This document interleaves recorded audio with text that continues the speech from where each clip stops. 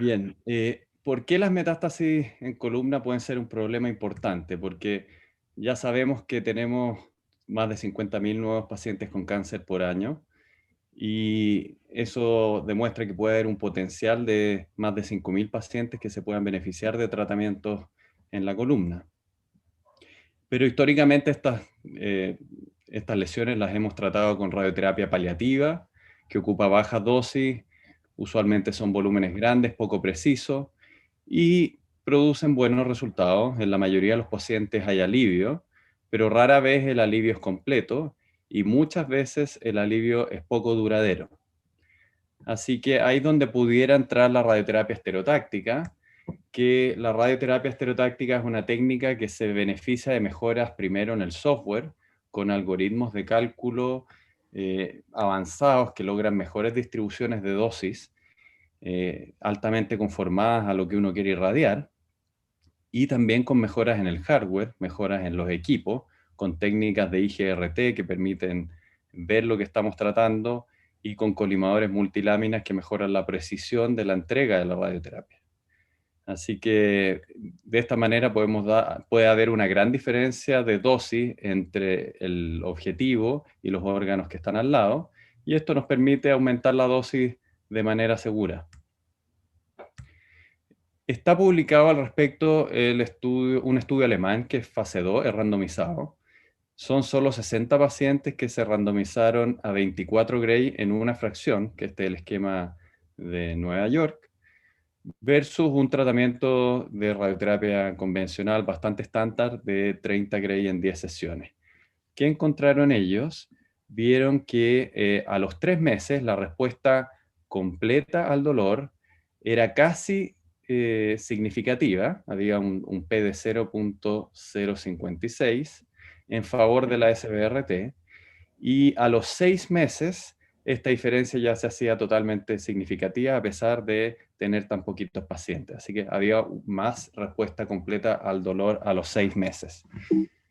Y también el año pasado en Astro se presentó otro estudio randomizado, un estudio randomizado fase 3 del RTOG, que comparó SBRT en una sesión, ya era 16 o 18 Gray, eso no fue randomizado, versus un tratamiento paliativo de 8 Gray en una sesión. Desgraciadamente no mostró ningún beneficio el hacer SBRT en estos pacientes. Y ahí vamos a lo nuevo, que es lo que presentó magistralmente Augusto recién, que es el estudio canadiense, que este estudio randomiza a 24 Gray en 2 sesiones versus un tratamiento paliativo de 20 Gray en 5 sesiones.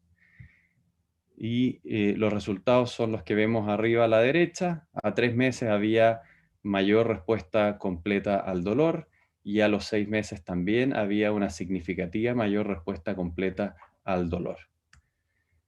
Además, no aumentó la toxicidad, especialmente las fracturas vertebrales compresivas, que eso era un riesgo o un miedo que se tenía con respecto a la SBRT, principalmente motivado por los fraccionamientos de 24 Gray en una sesión, y tampoco hubieron eventos de mielopatía aguda.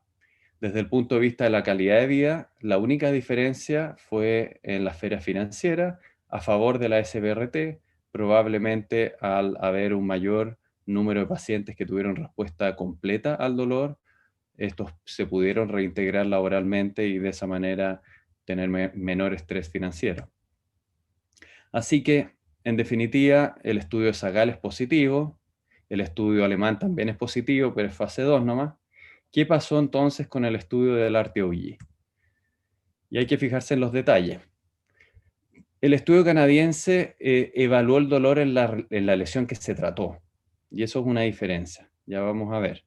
Y otro punto importante es que el estudio canadiense evaluó a los pacientes con los criterios de SINS y no aceptó a pacientes con criterios de SINS de más de 12, por lo tanto, trató columnas estables. Esto es importante porque cuando tenemos columnas inestables, con dolor mecánico, no importa ni la técnica ni la dosis de radioterapia que vayamos a utilizar, el dolor no se le va a quitar al paciente. Entonces, eso puede ser un factor confundente también que es más limpio en el estudio canadiense y que no sabemos este dato en el estudio del RTOG. Por otro lado, el control de calidad del estudio canadiense es súper estricto, tanto así que vamos a ver más adelante que muy pocos pacientes tuvieron violaciones de protocolo. Otro punto a favor del estudio canadiense es que los contornos se hicieron en base a las guías de consenso, no así en el estudio del RTOG. Y esto es relevante porque este estudio presentado hace 4 años en Astro muestra que los contornos que no se basan en las guías de consenso presentan mayor falla local. Otro tema es que en el estudio canadiense todos los pacientes tuvieron una expansión, un PTB, de al menos 1 milímetro y podía ser hasta de 3 milímetros, versus el estudio del RTOG que tenía un PTB de máximo 1 milímetro e incluso algunos pacientes sin PTB. También esto puede afectar la cobertura del target.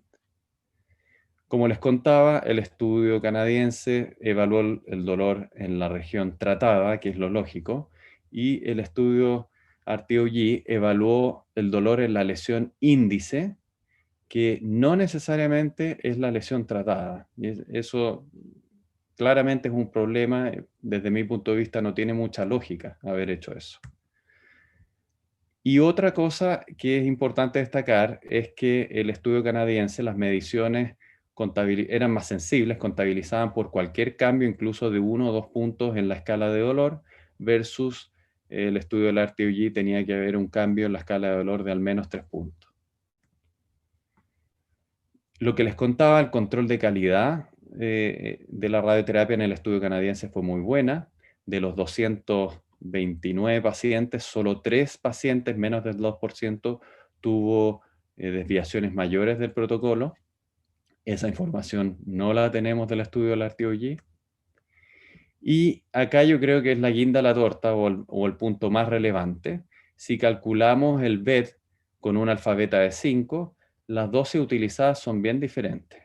En el estudio canadiense, para un BED 5, la dosis equivale a 8160 centigrade versus, si tomamos de referencia la mayoría de los pacientes del estudio RTOG, un 55% de esos pacientes utilizó 1600 centigrade, no 1800, y esos 1600 centigrade para una alfa beta de 5 equivalen a 6720 centigrade. La diferencia es de más de un 20% la dosis, lo que a mí me parece mucho, pero eso no es todo.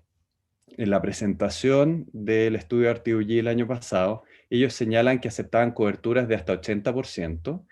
Por lo tanto, esto equivaldría a un D95 con una dosis de 10 a 12 Gray, harto menor que la dosis de prescripción. ¿Qué pasa si hacemos el cálculo del BED con una dosis de 2 Gray, siendo en el lado optimista? La dosis para un BED 5 es de 4080 centigrade y eso es exactamente la mitad de la dosis utilizada en el estudio canadiense. Hay una diferencia del 100% de la dosis. Esto claramente hace una diferencia. Así que mis conclusiones, más que tanto análisis del estudio de Arjun Sagal, mis conclusiones son a las observaciones que tengo del estudio del RTOG. El dolor evaluado era la lesión índice, que no necesariamente era la lesión tratada. No consideró el criterio de SINS, por lo tanto, podría haber tratado columnas inestables, y las columnas inestables requieren cirugía, no radioterapia. Con radioterapia no le quitas el dolor a las columnas inestables. El control de la calidad de la radioterapia, al parecer, es insuficiente y no sabemos cuántas violaciones de protocolo hubo. Los contornos que se utilizaron no son los que se utilizan según el consenso de los especialistas, y un peor contorno da menos control local, un menor control local da menos control del dolor. El PTB de 0 a 1 milímetro puede ser insuficiente. La medición de resultado o de los cambios del dolor fue menos sensible porque requerían cambios de 3 puntos para ser considerado. Y más importante que todo lo anterior, la dosis es claramente insuficiente, es la mitad de la dosis que se utilizó en el estudio canadiense, si ponemos de referencia, por ejemplo, un BED de 5. Así que mis conclusiones, en línea con las conclusiones del doctor Sagal, son que la SBRT produce un 21% más de beneficio absoluto en control completo del dolor, y esto es importante. El NNT de esto es un número bastante chico, lo que es bueno. Tenemos que tratar solo a 4,7 pacientes para lograr otra nueva respuesta completa al dolor. Como referencia, el NNT que necesitamos para prevenir un accidente cerebrovascular no fatal con aspirina por un año es 3.000. O sea, tenemos que tratar a 3.000 pacientes con aspirina por un año para prevenir recién un accidente cerebrovascular no fatal. Y si me dejan contarles también la Herceptina, que es una droga siempre utilizada, tiene un NNT de 9 para sobrevía libre de enfermedad. Así que el impacto de esta terapia es importante. Y por último, esto me parece muy interesante porque al ser este un nuevo estándar y que tiene como objetivo el manejo del dolor, se está abriendo la puerta a hacer SBRT no solo en el setting oligometastásico, sino que también en el setting polimetastático, no con el fin de lograr mejores sobrevidas, sino con el fin de lograr mejor control sintomático. Por último, si quieren revisar, esta es una publicación que hizo la doctora Jara de nuestros primeros 20 pacientes con SBRT de columna, que publicó en la Revista Médica de Chile el año pasado y es de libre acceso. Muchas gracias a los organizadores por la invitación.